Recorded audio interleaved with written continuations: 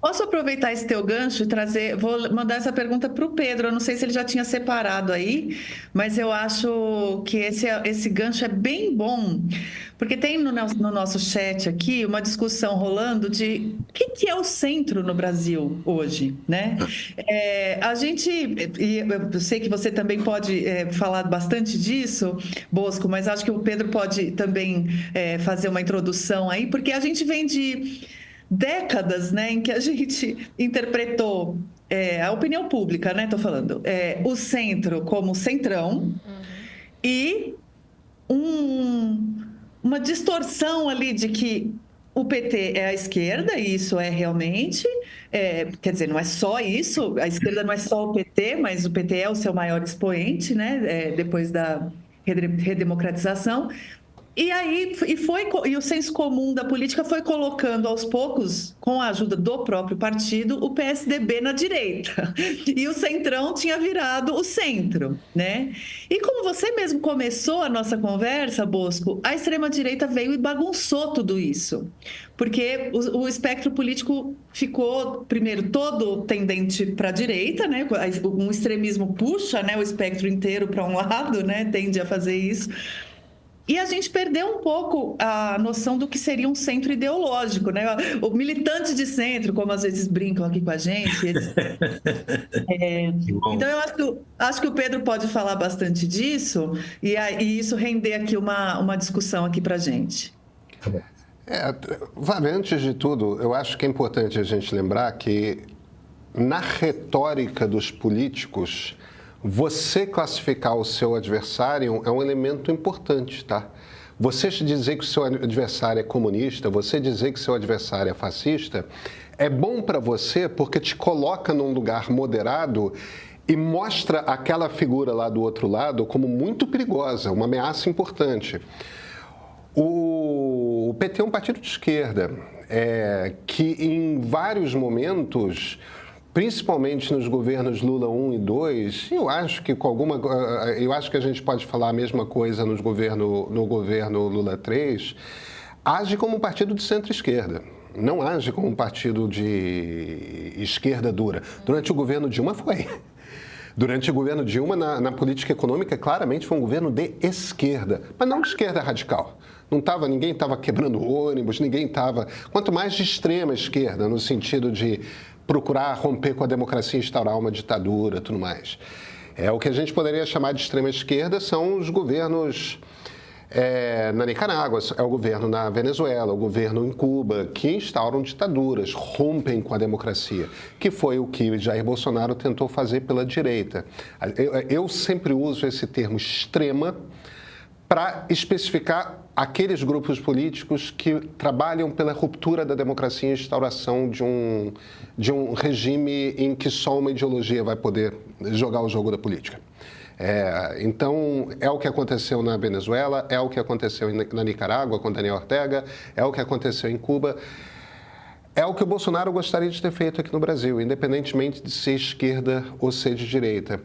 Eu gosto de usar sempre a definição do Christian Lynch, nosso colega aqui, que é um cara, que é um cientista político cuja especialidade é estudar ideologias, porque eu acho que o Christian arruma melhor essa ideia de esquerda, centro e direita, quando ele se vira e fala, esquece esse papo de esquerda, centro e direita, e pensa nas macroideologias, tá certo? A gente tem 3 macroideologias. Você tem o socialismo, você tem o liberalismo e você tem o conservadorismo. Quando você pensa desse jeito, a coisa já está arrumada. Entendeu? O socialismo é esquerda, o conservadorismo é a direita, o centro é o liberalismo. Por que o liberalismo está no centro? Porque ele compartilha de alguns valores com o socialismo, porque ele compartilha de alguns valores com o conservadorismo. Do que eu estou vendo? Do que eu estou falando? Vamos arrumar aqui a maneira como cada grupo pensa, porque ideologia, no fim das contas, é a maneira como você interpreta como a sociedade funciona. O socialista sempre vai enxergar a sociedade como uma luta de classes. Você tem grupos que dominam os meios de produção e você tem grupos que não dominam, que precisam vender o seu trabalho para quem tem os meios de produção, as ferramentas, as fábricas, etc. E isso está sempre em desequilíbrio. Quem domina o meio de produção está sempre em vantagem em relação àquilo. Então, o Estado serve para você, com políticas públicas, reequilibrar esse jogo e a vida não ser uma completa exploração desse trabalhador. Você pode fazer como os social-democratas fazem isso dentro da democracia, com um jogo absolutamente legítimo, ou você pode fazer numa ditadura stalinista. Então, isso seria o extremo da esquerda, isso seria a centro-esquerda, por assim dizer. Ali vai da social-democracia até o stalinismo.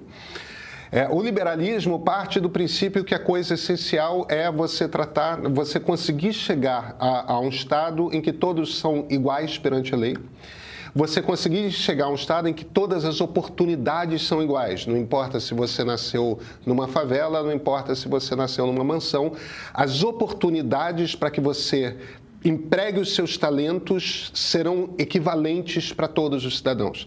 Se a gente conseguir chegar a um estado em que todos são tratados de forma igual perante a lei, a gente tem um Estado liberal.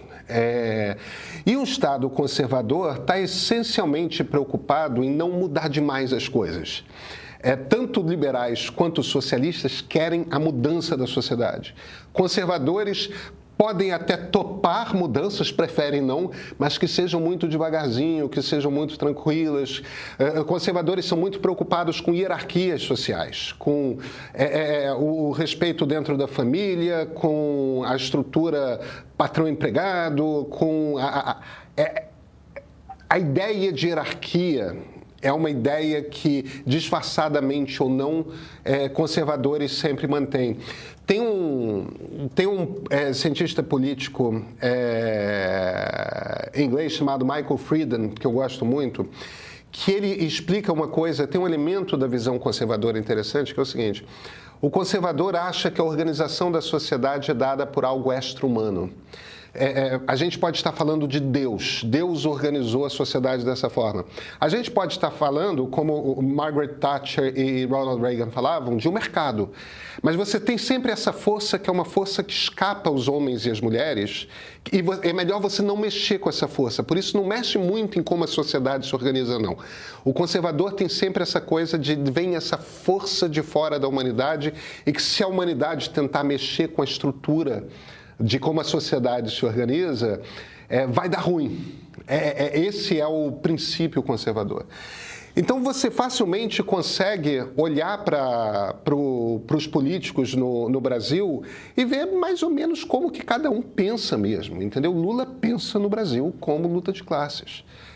Ele vê uma luta de classes. Eu acho que ele estaria um cara muito mais próximo da social-democracia europeia do que do marxismo-leninismo, tá? Mas ele é essencialmente um político de esquerda. Se você pega Tabata Amaral e João Campos, que estão em partidos de esquerda, o PSB, a visão deles é uma visão por igualdade de oportunidades. Eles não estão nunca pensando em luta de classes, eles estão pensando em como que a gente faz com que as oportunidades sejam iguais para todo mundo. Isso é um princípio essencialmente liberal.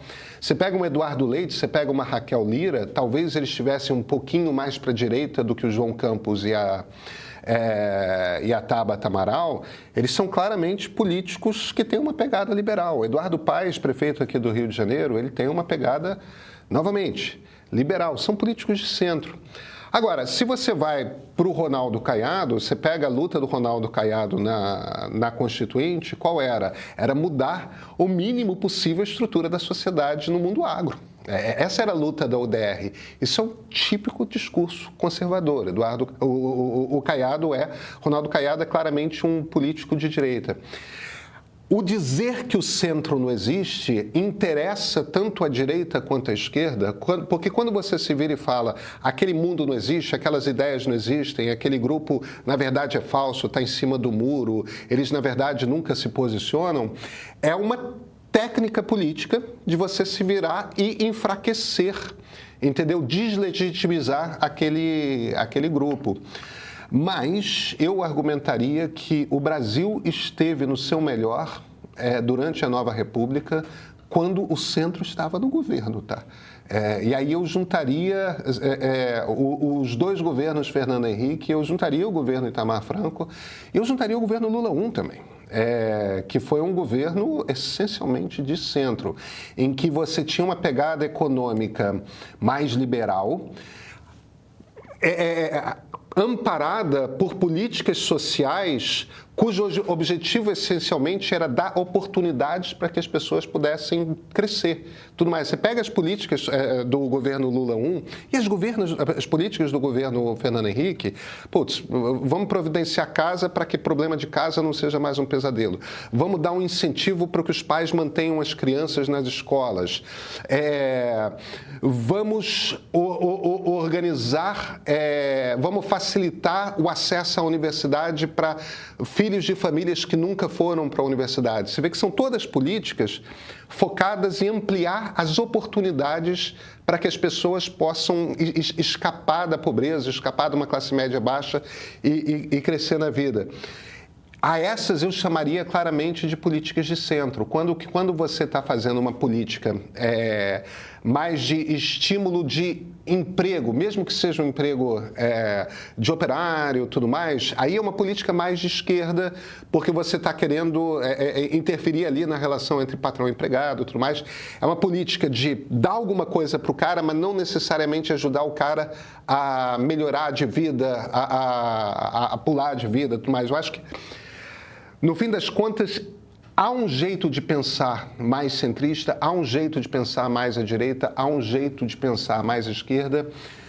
Todos os três jeitos cabem numa democracia. A ideia fundamental de uma democracia é que exista pluralidade de pensamento e que compreenda que os três jeitos de olhar são igualmente legítimos. E aí, cada grupo tem que ir para a disputa política e convencer os eleitores de que é o seu lado que está certo, e o seu lado que vai produzir uma sociedade melhor para todos.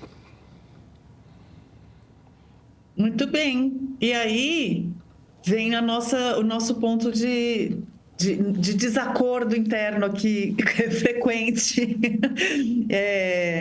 que é... porque também apareceu bastante no chat, tá? Por isso que eu vou trazer aqui para a gente conversar. Que é como é que a gente localiza o Tarcísio de Freitas e o próprio Caiado, o Zema, toda essa direita que aceitou embarcar no bolsonarismo nos anos de clara tentativa de ruptura democrática, e que agora se apresentam como players da direita não radical, ou, enfim, só do conservadorismo, fora do extremismo, né? Por que eu estou falando que eu acho que cabe nesse gancho que você colocou? Porque, primeiro, porque apareceu aqui no nosso chat, porque a gente está falando justamente do quanto esses governadores podem vir a se apresentar como a direita... os candidatos da direita, né, e dentro do jogo democrático agora, e claro que fomos questionados aqui sobre, poxa, mas e o passado de apoio ao Bolsonaro, isso não conta nada e tal. E eu sei que o argumento do Pedro, enfim, ele mesmo vai poder fazer, claro, mas parte do argumento é o de que o Tarcísio é um oportunista que, diante... A própria Tatiana, que é a nossa espectadora frequente, falou algo nessa linha. Diante do bolsonarismo, se curvou, mas também foi ministro da Dilma, como a gente apontou, do Temer, e agora tende a ser mais caçabista do que bolsonarista e tal.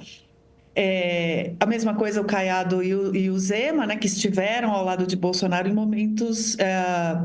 tiveram longe de Bolsonaro também, né? O Caiado, particularmente, teve um momento ali de ruptura, mas majoritariamente próximo. Que é o seguinte, Bosco, vou jogar para você essa pergunta, depois o Pedro fala por ele. E aí, não tem ônus nenhum para quem apoia extremista?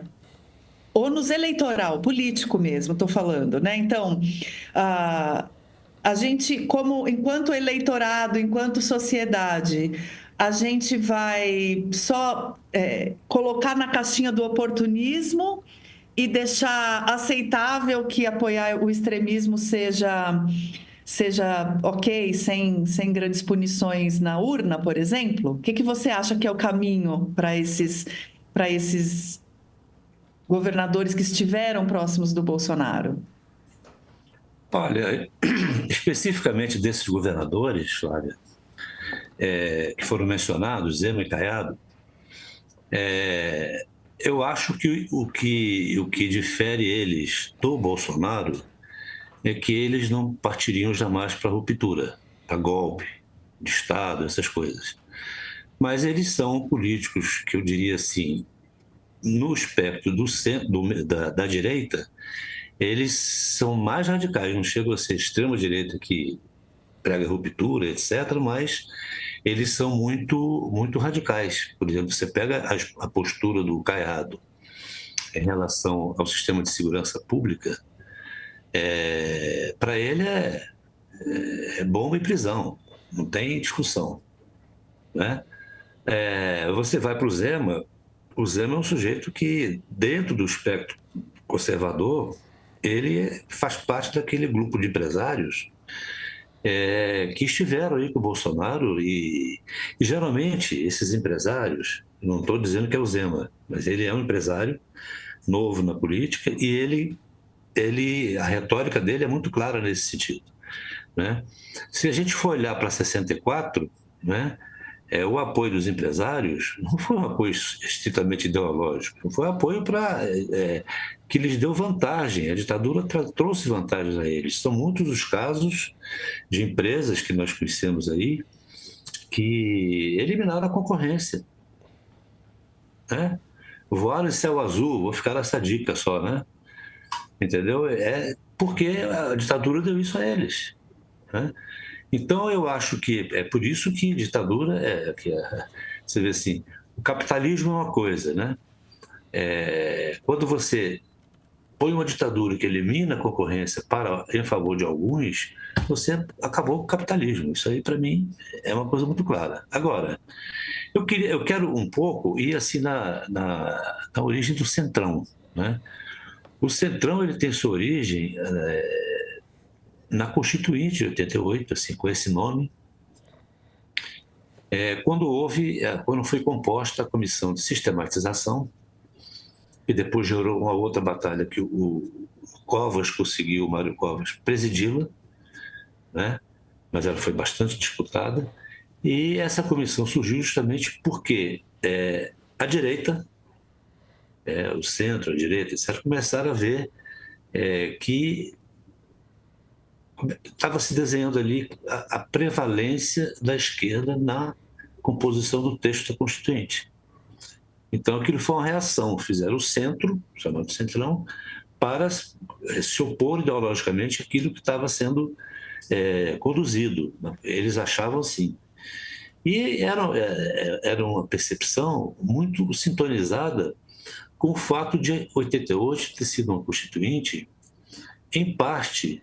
Tem até quem diga, né, que ela foi feita com o olhar no retrovisor do carro e não para frente, né? Mas muito contaminada pela ditadura que tinha acabado ali no governo Sarney, que nós estamos dentro do governo Sarney ainda. Então era muito recente. Então ela teve essa contaminação.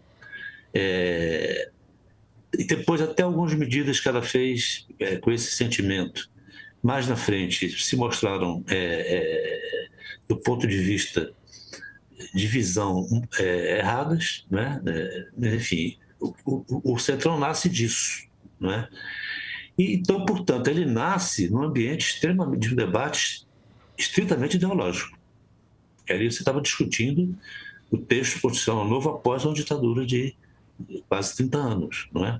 Então, ele nasce ideologicamente, ele nasce com esse DNA ideológico. E isso vai se perdendo com o tempo, né? Por pragmatismo, vamos chamar assim, por jogo de interesses, enfim, o Congresso de lá para cá viveu muitas etapas, inclusive a etapa do lobby, dos negócios, dos interesses que ligam política ao mercado, enfim. Então, se tornou uma outra coisa. Havia muita coisa ali que não fazia parte das preocupações da vida nacional, como hoje fazem de um tempo para cá, porque o mundo foi mudando. A questão da segurança pública, você não tinha crime organizado nesse nível que tem hoje, internacionalizado. Então, tudo isso ficou defasado, não é? Muita coisa ficou defasada.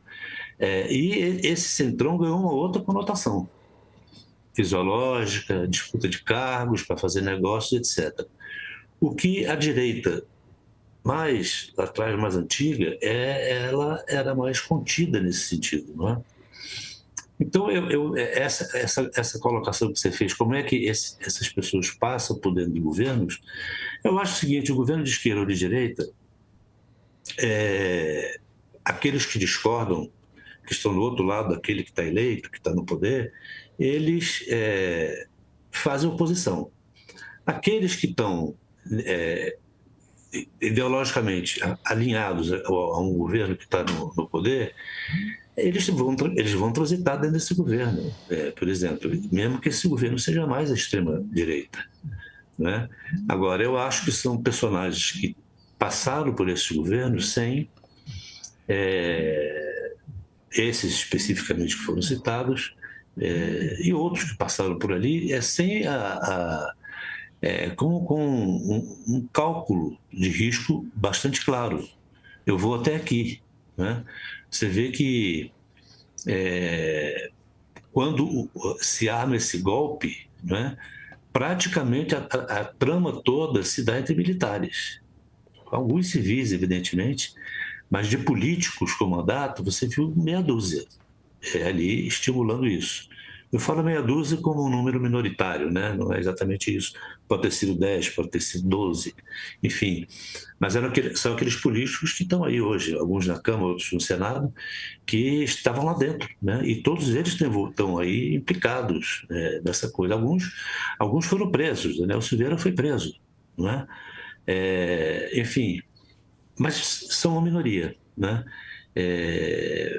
Porque o próprio jogo político e democrático, ele precisa da eleição, ele precisa do voto. Esse espectro da direita toda que está no Congresso não prega a ruptura ideológica para uma ditadura, até porque seria ingênuo demais. Você vê que o golpe se frustrou agora, não se repetiu como em episódios passados, porque não é mais possível, viável, eu digo assim, você conseguir dar um golpe de Estado num país como o Brasil, né, de dimensões continentais, e com protagonismo no mundo, tanto do ponto de vista comercial como diplomático, e você imaginar que meia dúzia de militares saudosos vão conseguir aquilo. Tentaram, evidentemente, mas poucos políticos foram juntos com isso. O talento do político, a habilidade dele é justamente essa: navegar de acordo com a onda da maneira que ele puder, né?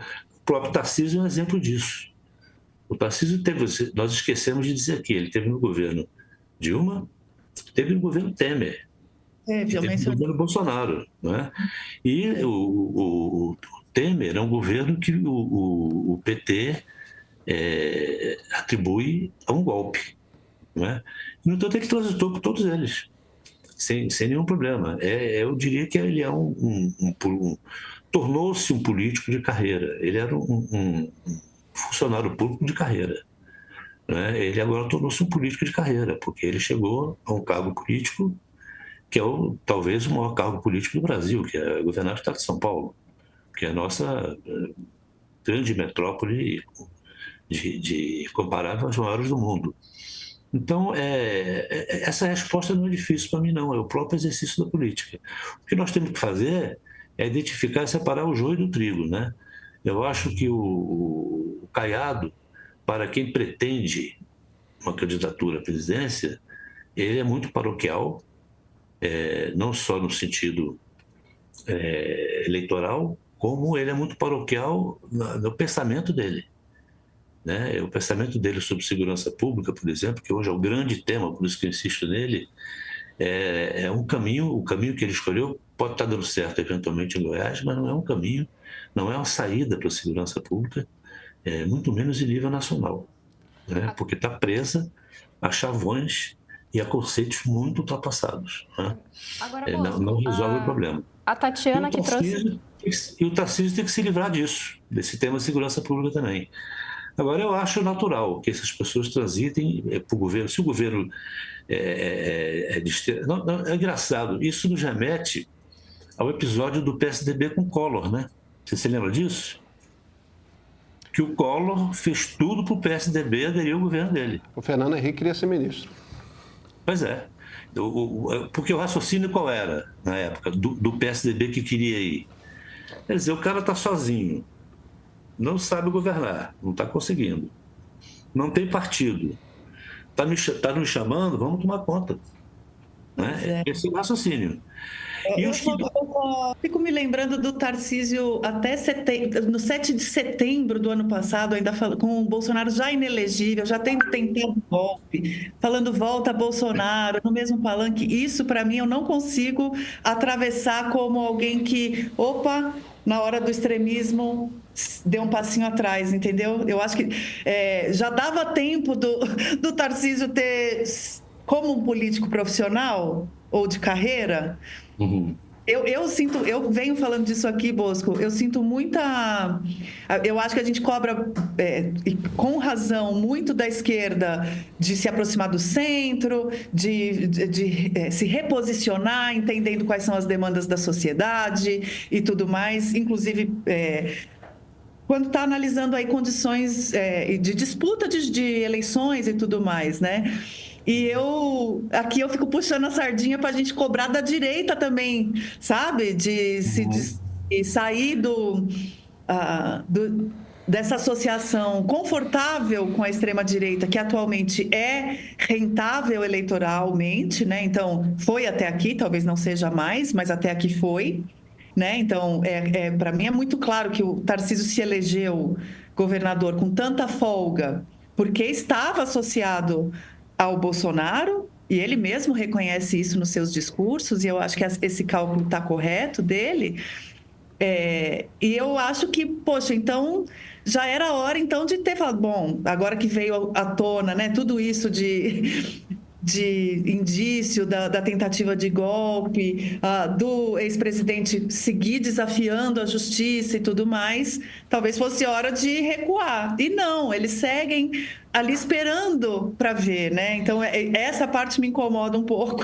Em novembro, de quando a gente analisa o Tarcísio. O posicionamento dele, logo depois que saiu o relatório da Polícia Federal, foi de ir ao Twitter dizer, olha, não é uma coisa assim tão grave, é preciso avaliar. Então, ele ficou ali nessas... Ele não desembarcou quando ele viu uma atitude claramente antidemocrática, né? Agora a Tatiana que mandou a provocação aqui dizendo que, olha, o Tarcísio é um oportunista, já teve em vários governos, ela emenda uma provocação para o Bosco aqui dizendo o seguinte, ela fala tudo isso sobre o Tarcísio e diz, mas eu gostaria de lançar essa provocação. Qual foi a última vez que um ex-governador de São Paulo foi para a presidência? O Brasil não desconfia de juntar poder político e econômico?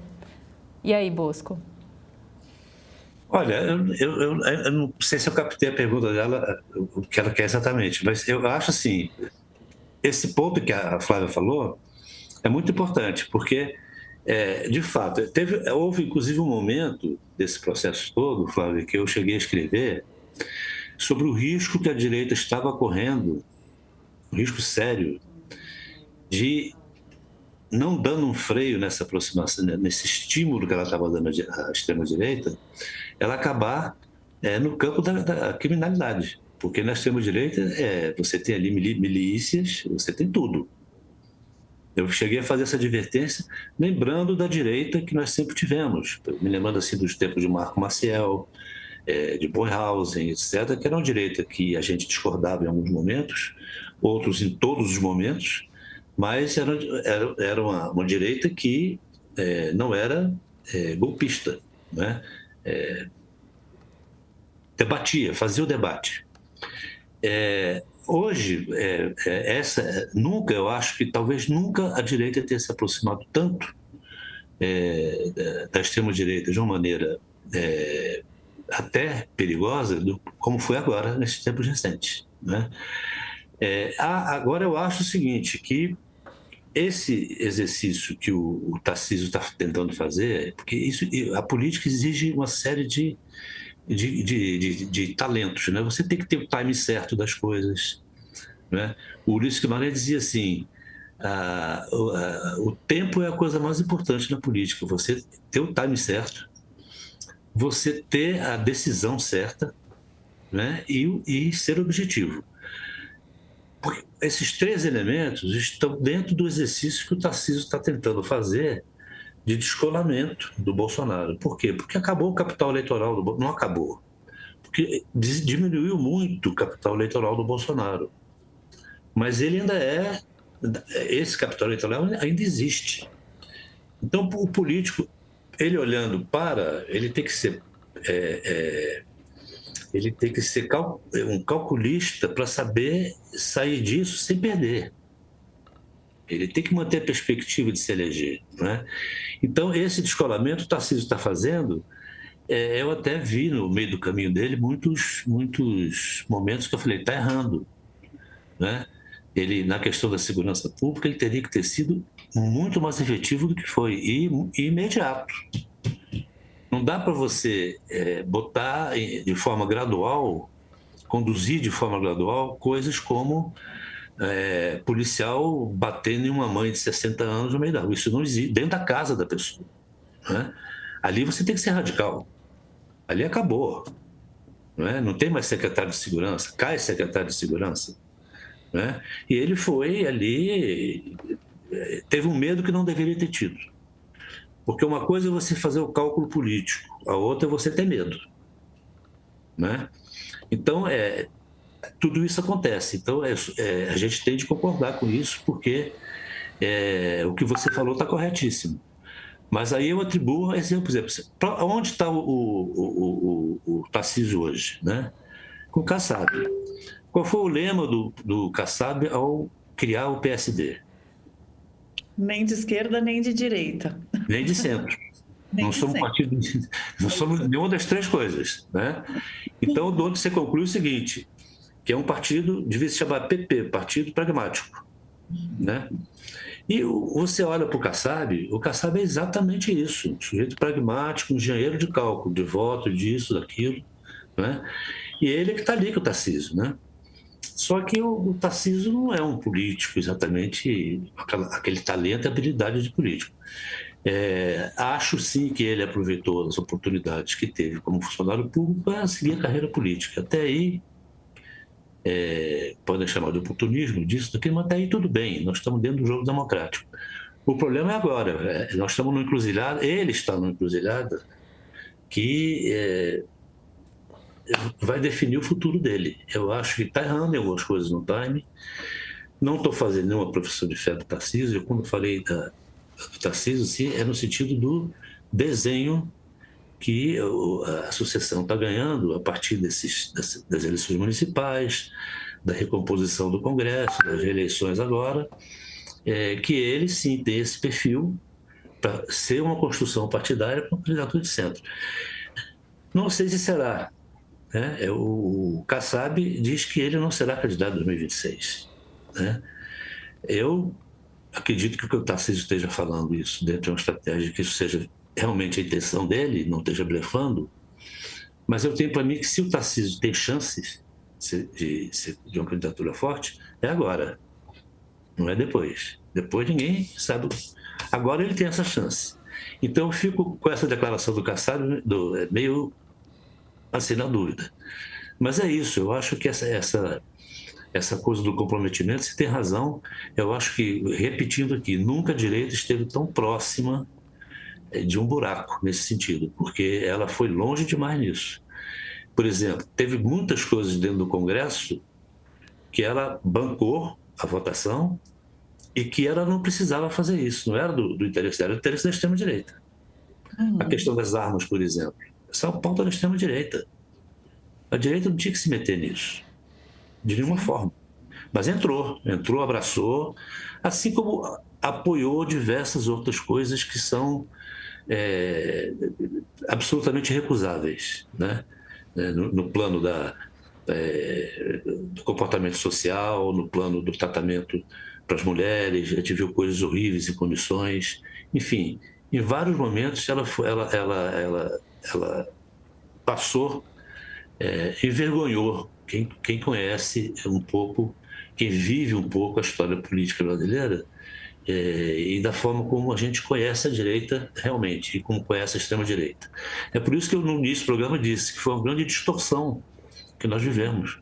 Uma extrema-direita puxando a direita e o centro o tempo todo, né? E por isso que acho que as eleições municipais nos devolvem alguma esperança, alguma perspectiva de isso voltar a um ponto mais ou menos de equilíbrio, sabe?